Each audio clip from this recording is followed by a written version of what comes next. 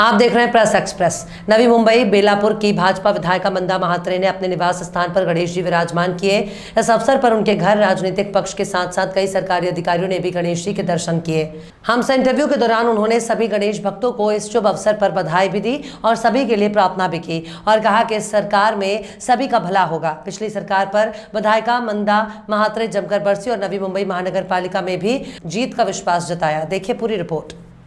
पिछले 2 वर्ष कोरोना काल के जो गुजरे उसमें कहीं ना कहीं पूरे भारत भर में जनता को उसने चोट किया।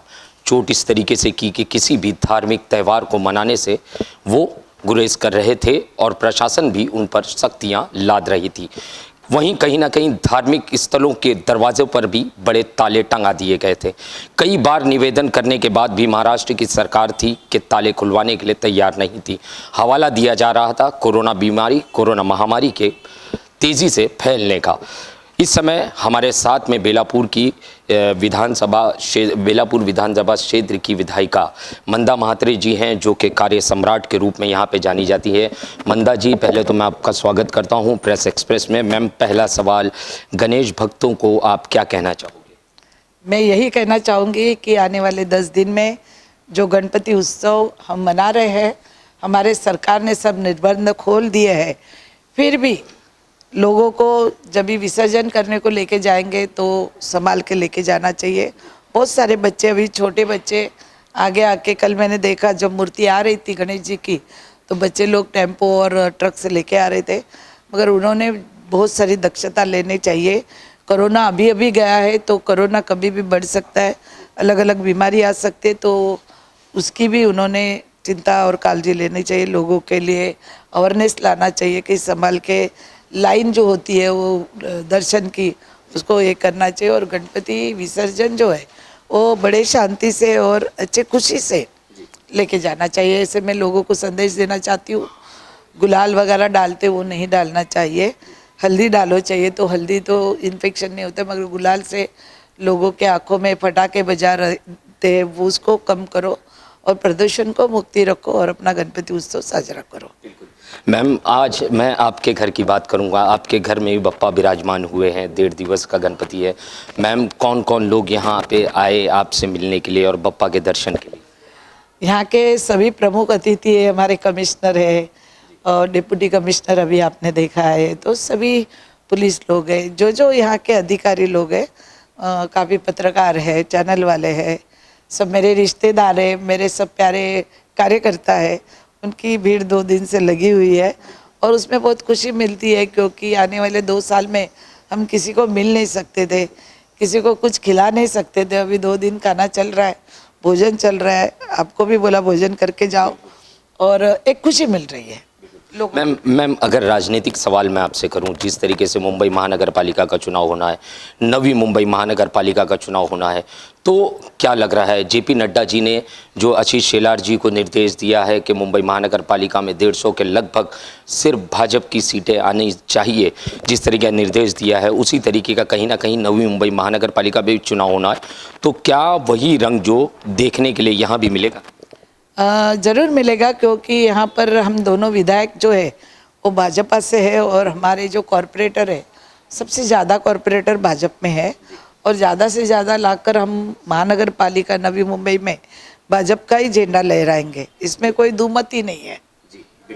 मैम, सत्ता परिवर्तन के बाद में आपको कैसा लग रहा है कि सरकार अभी एकनाथ शिंदे जी और देवेंद्र फडणवीस जी की युति हुई है, एक साथ में सरकार बनाई है इन लोगों ने, 2.5 साल आने वाले जो हैं वो किस तरीके की चुनौती के रूप में आपको दिख रहे हैं? क्योंकि काफ़ी सारे काम जो पेंडिंग पड़े हुए थे, किसानों का मामला ले लिया जाए या अन्य मामले ले लिया जाए, तो किस तेज़ी से ये जो पिछले 2.5 साल के काम है वो पूरे किए जाए? देखिए, ऐसा है कि बहुत सारे काम अधूरे पड़े हैं। 2-2.5 साल में कुछ काम भी नहीं हुए। इस राज्य पे बारिश का ही संकट आया है और अपनी बर्फ़ गिरते, आंधी आती है, सब संकट में महाराष्ट्र को कोरोना में ऐसे कुछ भी काम नहीं हुए। आने वाली जो हमारी जो सरकार आई है भाजपा और शिंदे शाही की, वो ज़रूरी रात दिन काम पे लगे हुए हैं। मुख्यमंत्री उप मुख्यमंत्री रात दिन काम कर रहे हैं। भले गणपति है, फिर भी कल वो सब घर घर जाकर गणपति दर्शन करके कार्यकर्ता को राह दे रहे थे और किसानों को आपने देखा बारिश में जिधर जिधर बाढ़ आई, जिधर जिधर नदी नाले पुल टूट गए, वहाँ पर मुख्यमंत्री उप मुख्यमंत्री जाकर पहुंचकर लोगों को एक दिलासा देने की, राहत दिलाने की कोशिश कर रहे हैं। और मुझे लगता है जो आने वाला 2.5 साल में 2 साल ही पकड़ती हूँ, क्योंकि आचार संहिता वगैरह सब लग जाएगी, कॉरपोरेशन का चुनाव है, फिर लोकसभा है, फिर विधानसभा है। मुझे लगता है ये दोनों जोड़ी है, दोनों की, राम लक्ष्मण की, ये जोड़ी बहुत ही महाराष्ट्र में पॉपुलर होगी इस 2-2.5 साल में, और अच्छा काम करके लोगों को एक राहत मिलेगी। बहुत लोग परेशान हैं, सीनियर सिटीजन है, किसान है, महिला है, अत्याचार बढ़ा था, सब कुछ प्रॉब्लम ही प्रॉब्लम था।